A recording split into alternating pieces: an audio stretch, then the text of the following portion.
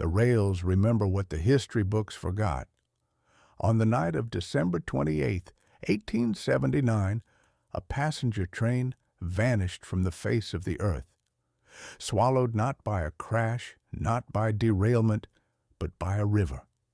75 souls crossed onto a bridge and never crossed back.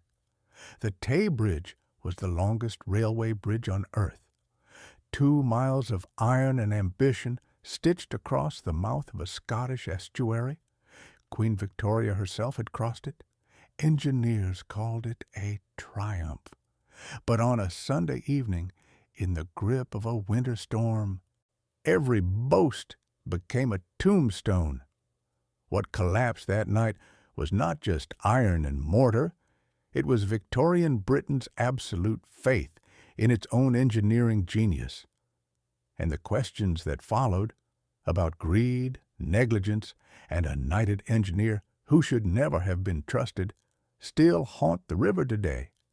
If you're new here, Rail Hunters USA digs up the railroad disasters and forgotten stories that shaped history. Hit subscribe and the bell so you never miss an episode. Now, let's go back to Scotland, 1879. By the 1860s, 2 rival Scottish railway companies were locked in a war for dominance. The North British Railway and the Caledonian Railway were battling for the great eastern route between Edinburgh and Aberdeen. And the choke point, the obstacle that dictated everything, was the Firth of Tay. The man who would solve this problem was Thomas Bouch, a civil engineer with a long list of bridges and viaducts to his name, and an equally long list of shortcuts. He was ambitious, connected, and almost fatally overconfident. Bouch's design called for a single-track bridge spanning nearly 2 miles across the Tay. Or at its center, 13 high girder spans, the so-called high girders, would carry trains 88 feet above the waterline, high enough for ships to pass beneath. On paper, it was magnificent. But from the first day of construction, the project was plagued. The original brick pier design had to be scrapped and replaced with cast iron columns, a cheaper and faster solution that would later prove catastrophic.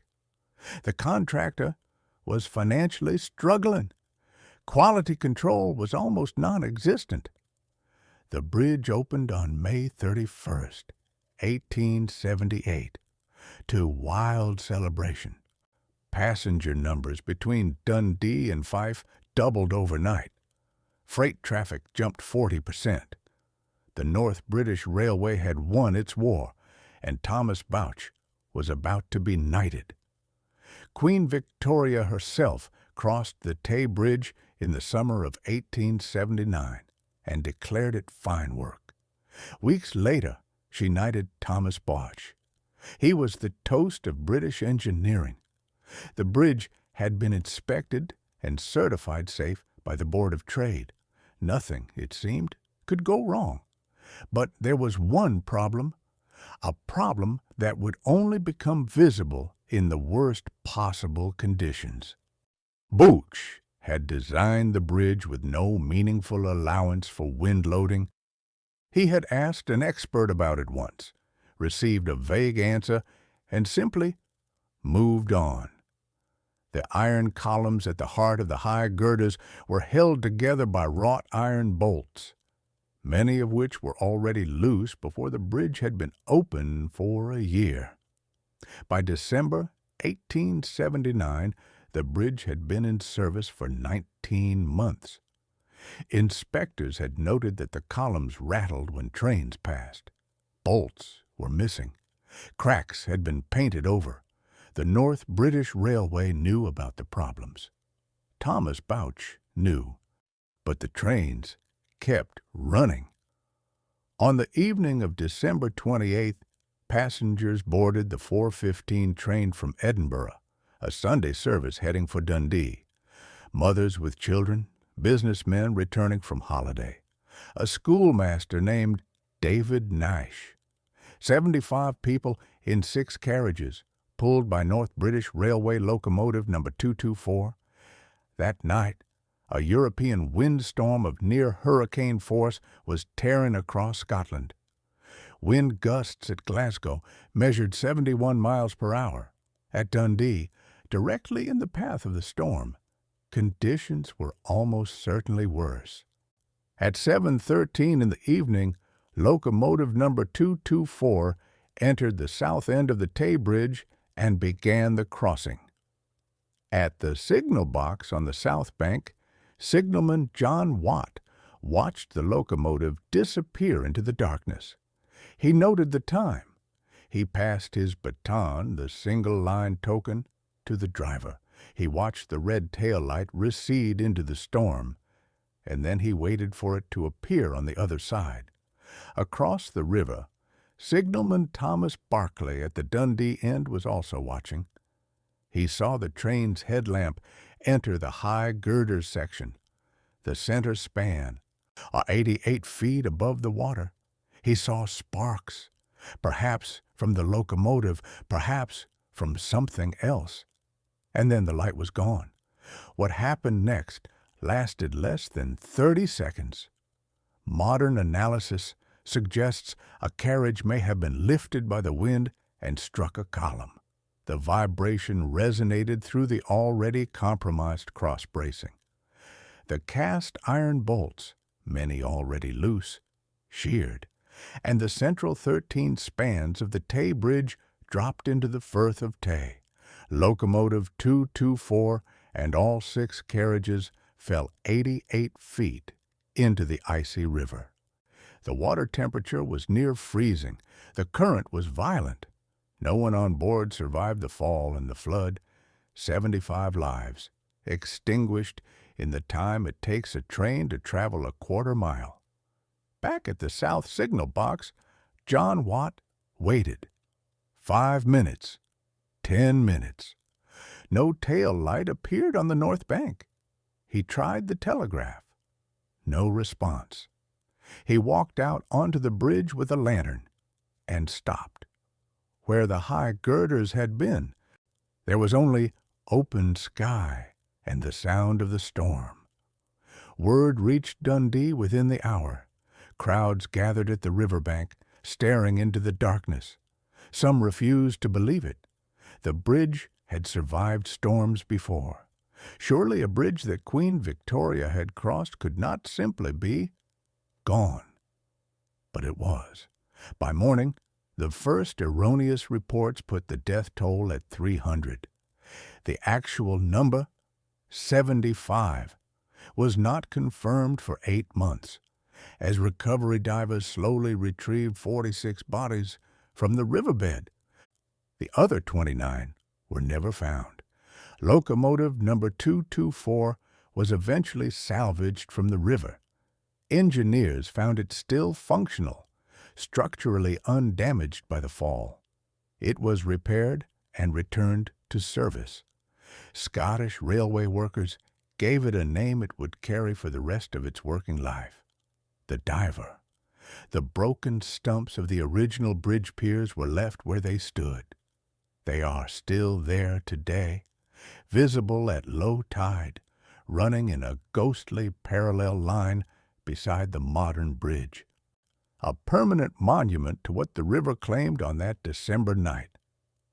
The court of inquiry that followed was one of the most damning investigations in Victorian engineering history.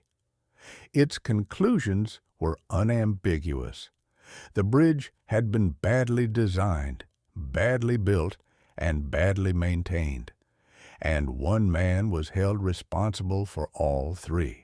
The court found that Thomas Bouch had failed to account for wind loading in his calculations, a basic requirement for any structure exposed to an estuary environment. He had consulted one expert, misunderstood the advice, and simply proceeded without further investigation. Bouch's defenders argued that standards of the era were different, that no engineer had been required to calculate wind loading before. But the court was unconvinced. He had built the world's longest railway bridge over one of Scotland's most wind-swept estuaries, and the wind had never crossed his mind. There were other failures, too. The iron castings from the Wormit foundry had been of poor quality, riddled with flaws patched with a filler material called Beaumont egg, a mix of iron filings, beeswax, and lampblack. Inspectors had never flagged it. The North British Railway had never asked. Among the dead was David Naish, schoolmaster and registrar of births, deaths, and marriages in Lochee, Dundee. He was 37 years old, married to Anne Law. His death certificate was one of 59 eventually filed. His body was one of 46 recovered. The paperwork he had spent his career completing was now being completed for him. The disaster stunned Victorian Britain in a way that went beyond the loss of life. This was an era of absolute confidence in industrial progress. Bridges did not fall. Engineers did not make catastrophic errors. The Tay Bridge collapse cracked something deep in the national psyche. Work on a replacement Tay Bridge began almost immediately, but under entirely different terms. William Henry Barlow, who had sat on the Court of Inquiry, oversaw the new design. Wind loading was calculated, materials were tested, every casting was inspected. The new bridge opened in 1887 and still carries trains today. The engine salvaged from the river, number 224, the Diver, continued in service until 1919. For 40 years, it ran Scottish routes, its history etched into its metalwork. As passengers who knew the story reportedly refused to ride in carriages pulled by it. Others sought it out deliberately.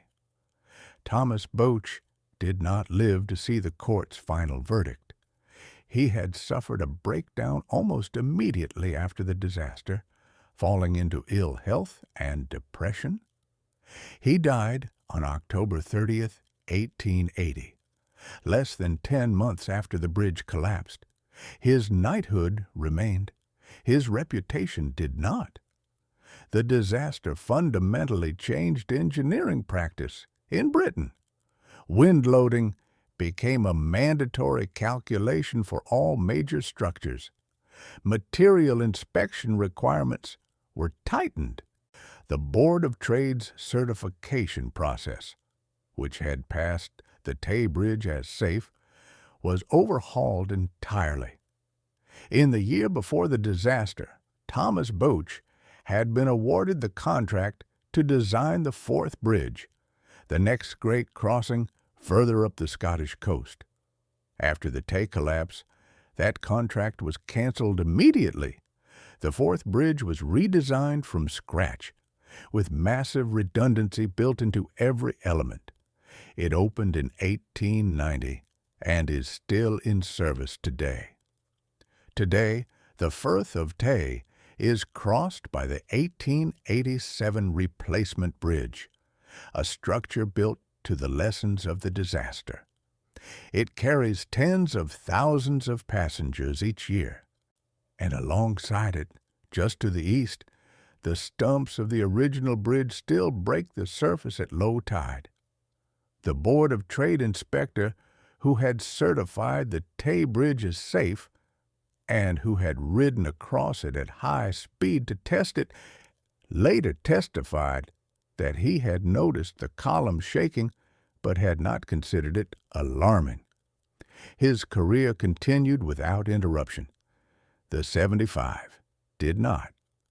Modern British rail safety standards trace a direct line back to December 28, 1879. The requirement to calculate wind loading, the mandatory material testing, the independent inspection regime, the principle that railway safety certification must be based on engineering evidence, not optimism, all of it written in the river. Passengers crossing the Tay today take about 90 seconds to cross the bridge. Many look out the window at the water below. Fewer notice the stumps. Fewer still know what they are, but they're there. 146 years after the night the original bridge took the train down with it. The bases of the old piers are visible at almost every tide. The iron and stone that Thomas Bouch put in the Firth of Tay, the parts that survived, have outlasted his reputation, his knighthood, and his legacy.